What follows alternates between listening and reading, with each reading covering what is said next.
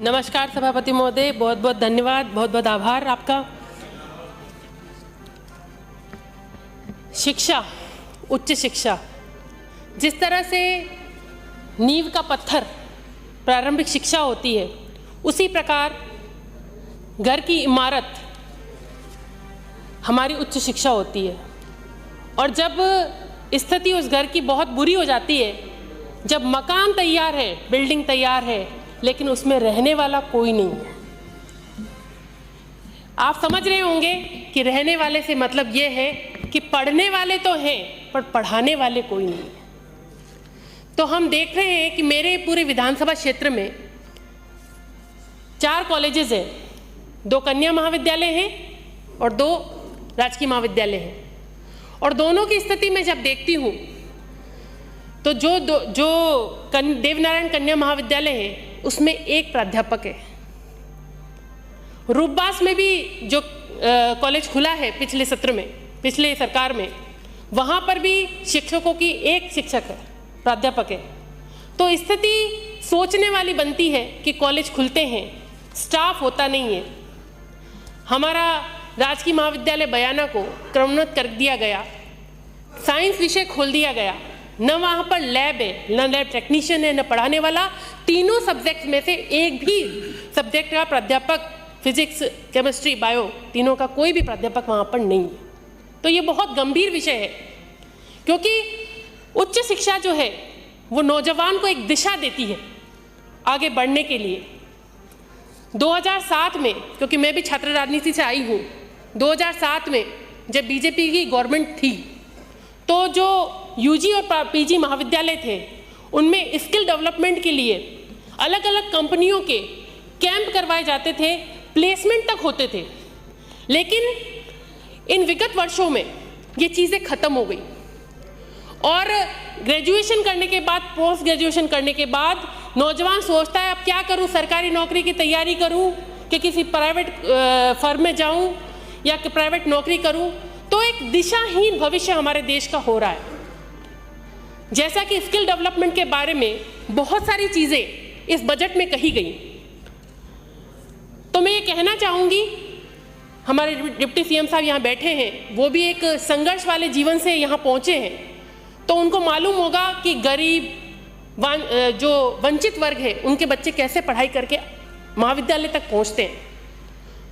और जब वो पहुँचते हैं और उनको रोजगार के साधन उपलब्ध उस एजुकेशन से ना हो तो वो शिक्षा बर्बाद हो जाती है।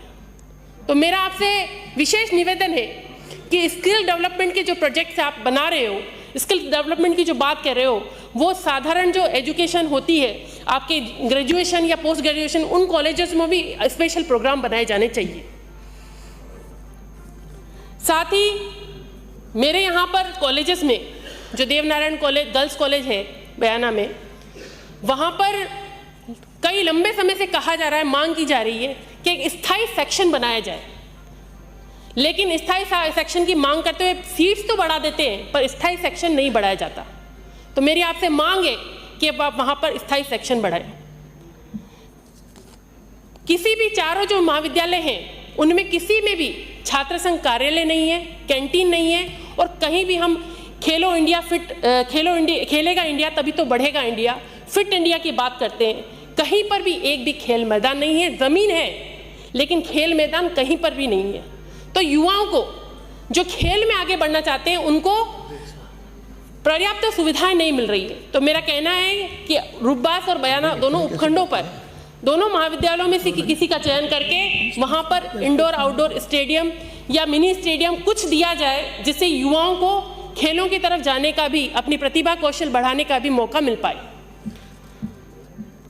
राज्य सरकार ने तकनीकी शिक्षा में भी हर ब्लॉक पर 20-20 महाविद्यालय ITI खोलने की बात कही थी। उसमें रूपबास उपखंड का भी नाम है। तो मैं निवेदन करूंगी कि आप रूपबास उपखंड में ITI खोलें, जिससे कि हमारे वहाँ पर खनन का भी क्षेत्र है और ITI के माध्यम से रोजगार के साधन भी डेवलप होंगे। साथ ही ये भी कहूँगी कि बयाना में पॉलिटेक्निकल महाविद्यालय होना चाहिए। भरतपुर जिले में पशुओं की संख्या भी अच्छी खासी है और भरतपुर जिले की बात करूं तो मेरी विधानसभा क्षेत्र बयाना में 3.5 लाख के आसपास पशुधन है, लेकिन वहां पर वेटरनरी विश्वविद्यालय स्थापित करने की सरकार सोचे, ये मेरी सरकार से डिमांड है। अगर ऐसा होता है तो पशु पालकों को भी सुविधा मिलेगी और लोगों का ध्यान भी जाएगा। उस क्षेत्र में संभावनाएं हैं, उन संभावनाओं से हम रोजगार भी सृजित कर सकते हैं। साथ ही मैं कहूंगी कि भरतपुर में कोई औद्योगिक विकास की संभावनाएं हमें दिख नहीं रही है, तो मैं यही कहूंगी कि वहां पर कृषि विश्वविद्यालय की तरफ भी हम ध्यान दें।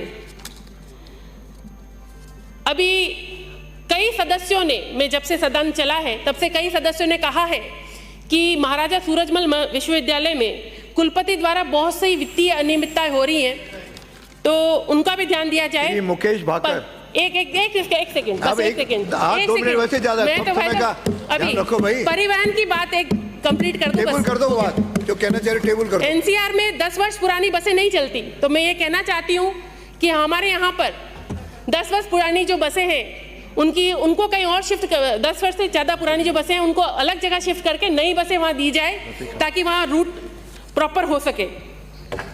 और साथ में यही कहूँगी कि आपका बहुत बहुत धन्यवाद कि आपने रूपबास में मुझे बस स्टैंड दिया, और बयाना में अभी किराए के भवन में चल रहा है, तो मैं ये नेक्स्ट मांग यही रखूंगी कि मेरे यहाँ पर बस स्टैंड दिया जाए और साथ ही स्टाफ भी दिया जाए, ताकि सब चीज़ें प्रॉपर हो सके।